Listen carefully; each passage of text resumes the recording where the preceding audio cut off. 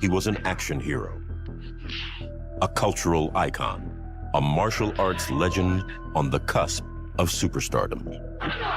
He was a terrific athlete. He was explosively fast. He was the Einstein of martial art. Decades after his death, Bruce Lee remains a household name. The first thing that comes to mind at the mention of his name is speed. His movements were sharp, his speed almost inhuman, and his focus absolute. In Bruce Lee kick, you don't shut your eyes, because when you shut your eyes, you cannot see Bruce Lee kick. There was one man who got to see that power up close, and that was Jackie Chan in his days as a stuntman. Recently, Jackie Chan revealed some insights about how fast Bruce Lee really was. It is not something anyone could have imagined. What did Jackie Chan have to say? Join us as we reveal the details. Bruce Lee's speed and discipline. Bruce Lee was not like any other martial artist. He was a force of nature. To the world, Bruce Lee was invincible, too fast to follow, too powerful to challenge. But one person who really understood how fast he really was up close was Jackie Chan. During one scene, Bruce Lee's kick was so quick that Jackie Chan was still in awe, describing it years later. He said it was so fast that he later said, "If you blink your eyes, you can't even see it." In Bruce Lee kick, you don't shut your eyes, because when you shut your eyes, you cannot see Bruce Lee kick. Know how fast? Before he became a global superstar, Jackie Chan was just another face in Hong Kong's crowded film industry, one of many risking their lives for the perfect take.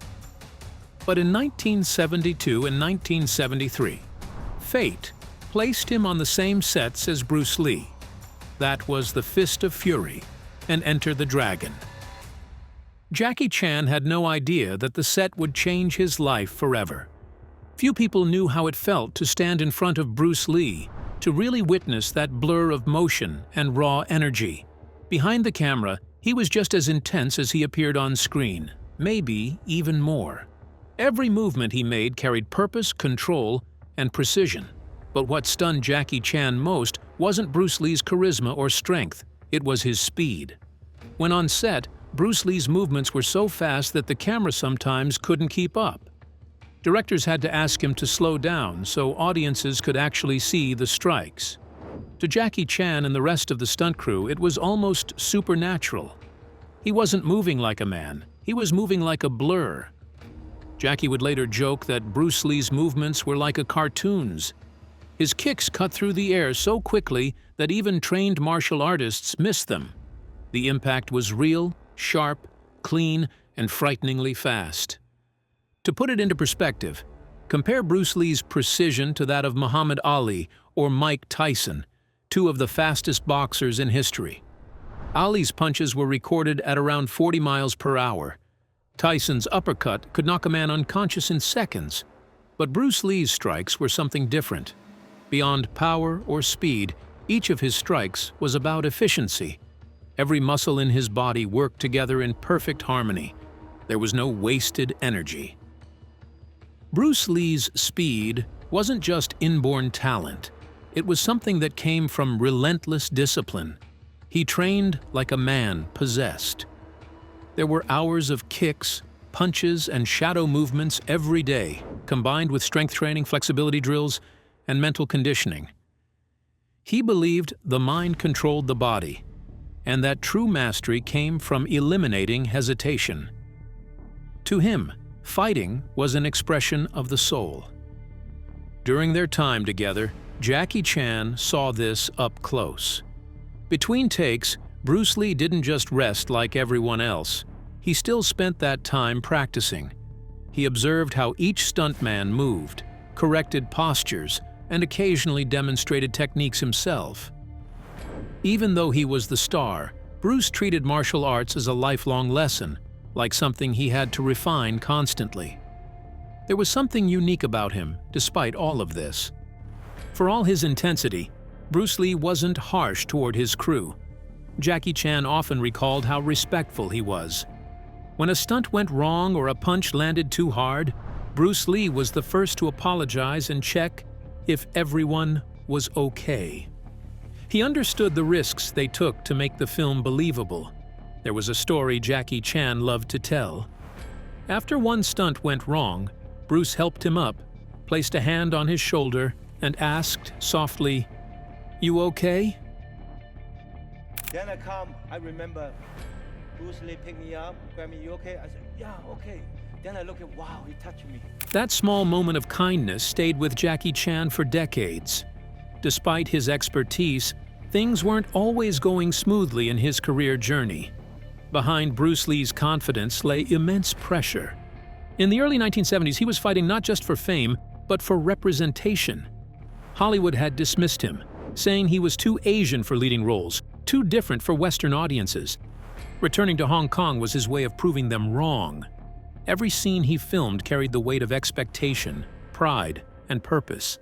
For Bruce Lee, perfection was the only option. That obsession with mastery pushed him and everyone around him to their limits. Jackie Chan learned more than martial arts by watching Bruce Lee work. He learned focus, respect, and what it truly meant to dedicate yourself to a craft. Behind the scenes, Bruce Lee wasn't performing for the camera. He was showing the world what discipline could do when matched with passion. And for a young stuntman named Jackie Chan, it was a masterclass that would shape his entire career. There is more to their relationship. If Fist of Fury was Jackie Chan's first glimpse of Bruce Lee's power, Enter the Dragon was the moment he truly felt it, both physically and emotionally. The year was 1973. For the first time, the Asian region was collaborating with the West in martial arts films. Enter the Dragon wasn't just another Hong Kong martial arts film. For the first time, Hollywood had joined forces with Hong Kong cinema to create something unprecedented, a film that would introduce Bruce Lee to the world. The set was alive with energy. American producers, Hong Kong stuntmen, and international cast members all worked together under the sweltering heat and the pressure of perfection. Among the dozens of stunt performers was Jackie Chan. These were the early days of his career when he was still mostly unknown. However, he was already earning a reputation for his agility and fearlessness. That reputation earned him a small but unforgettable part, the nameless thug who tries to grab Bruce Lee from behind. It's one of the most replayed moments in martial arts cinema. A split second where Jackie Chan lunges forward. Bruce Lee reacts instinctively, and what happens next is a blur of speed. Frame by frame, you can see it. Jackie Chan grabs Bruce Lee's shoulder. Bruce Lee spins, delivering a blow so fluid, so controlled, it seems to defy time itself. Jackie Chan collapses instantly with his expression caught between pain and admiration. For most viewers, it's just another well-choreographed fight. But for Jackie Chan, it was the day he quite literally got hit by history. After that came the part that made the memory unforgettable. As Jackie Chan lay on the floor, dazed but trying to stay professional, Bruce Lee broke character. He paused, bent down, and gently helped Jackie Chan to his feet. That single moment meant more to Jackie Chan than any paycheck or screen credit. Bruce Lee, the biggest martial arts star in the world, had not only noticed him, but cared enough to make sure he was all right. Jackie Lee would later laugh about it, saying that he wished the take had gone wrong, so Bruce Lee would touch him again. It was part hero worship, part genuine warmth, a brief, human connection between two future legends. But there's another layer to that story, one that still fascinates fans to this day. There was a rare behind-the-scenes photograph showing Bruce Lee sidekicking Jackie Chan during production. Yet that particular moment doesn't appear in the final cut of the movie. Whether it was a deleted scene or camera test, no one was sure. Jackie Chan himself once mentioned that some of their practice scenes never made it into the film. Over the years, martial arts fans have searched for that mysterious footage, the missing kick that showed Bruce and Jackie together once more. Maybe it's lost forever, maybe hidden in an archive somewhere. If it is ever found, that piece of film would be a treasure for martial arts history. Jackie Chan and Bruce Lee didn't have long conversations or deep philosophical exchanges. After all, Bruce was the star while Jackie was one of many stuntmen blending into the background. Yet Jackie observed everything. He critically observed Bruce Lee's timing, his awareness of the camera, the way he adjusted his movements to make each hit look real but safe. Years later, when Jackie Chan began creating his own films, he would often credit Bruce Lee for teaching him the value of timing and stage control. He took Bruce Lee's intensity and transformed it into something uniquely his own, blending martial arts with humor, pain, and humanity. Jackie Chan once admitted that even after all the fame, whenever he watched Enter the Dragon, he still looked for that split second when Bruce Lee hit him. He would proudly point at the screen and tell anyone around, "That's me." Interestingly, Bruce Lee's life course had not always been set before him. He also had to go through so many hurdles before he became the legendary martial artist he was. In fact, some details about his childhood will completely shock you. Bruce Lee's early years. Bruce Lee's story began long before he became a global symbol of martial arts and self-mastery. Born Lee Jun-fan on November 27, 1940 in San Francisco, California, Bruce entered the world amid the chaos of World War II. His father, Lee Hoi-chuen, was a renowned Cantonese opera star, and his mother, Grace Ho, came from one of Hong Kong's most prominent Eurasian families. Bruce Lee's birth coincided with the Year of the Dragon, an omen many later said foretold his fiery spirit. Soon after his birth, the Lee family returned to Hong Kong, then under Japanese occupation. Bruce Lee grew up in the bustling Kowloon district, where the sounds of rickshaws, street vendors, and Peking opera echoed through narrow alleys. As a child, he was spirited, curious, and mischievous. His energy often got him into fights, earning him the nickname Little Phoenix. From an early age, Bruce Lee was exposed to performance and storytelling through his father's acting career. He made his first on-screen appearance at just 3 months old, carried onto a film set by his parents. By the time he was 6 years old, he had already appeared in several Hong Kong films, including The Birth of Mankind, which was released in 1946. These early experiences shaped his comfort in front of the camera, though, at that point, he was more interested in play than performance. There's more. Bruce Lee's childhood wasn't easy. Post-war Hong Kong was riddled with poverty and gang violence. By his teenage years, Bruce found himself caught up in street fights and neighborhood rivalries. His mother, worried about his growing reputation as a troublemaker, enrolled him in Wing Chun classes under the legendary master Ip Man when he was around 13. This decision changed everything. Under Ip Man's guidance, Bruce Lee began to channel his raw energy into discipline. He trained obsessively, spending hours repeating the same movements until they became second nature. His fellow students recalled how he would practice even after class ended, hitting wooden dummies until his hands bled. Despite his progress, Bruce Lee faced challenges due to his mixed heritage. Some of Ip Man's senior students refused to train with him because his mother was of Eurasian descent. But Bruce persisted. This early taste of discrimination would later fuel his determination to prove himself to the world. Outside martial arts, Bruce was a skilled cha-cha dancer, even winning the 1958 Hong Kong Cha-Cha Championship. His love for rhythm and movement would later influence the fluidity of his fighting style. But trouble followed him. His frequent brawls and cocky attitude eventually caught up to him when he seriously injured a rival gang member. Fearing for his safety and future, his parents decided to send him back to the United States in 1959, where he was born, hoping he'd start fresh.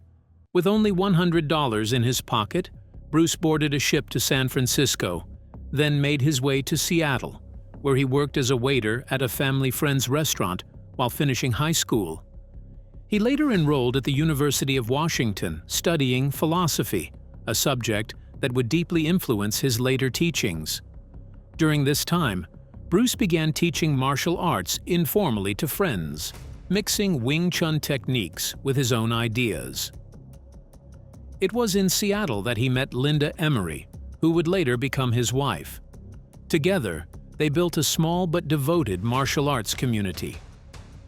Bruce eventually opened his first formal school, the Junfan Kung Fu Institute, where he began to develop the foundation of what would become Jeet Kune Do, his personal martial arts philosophy emphasizing adaptability and directness.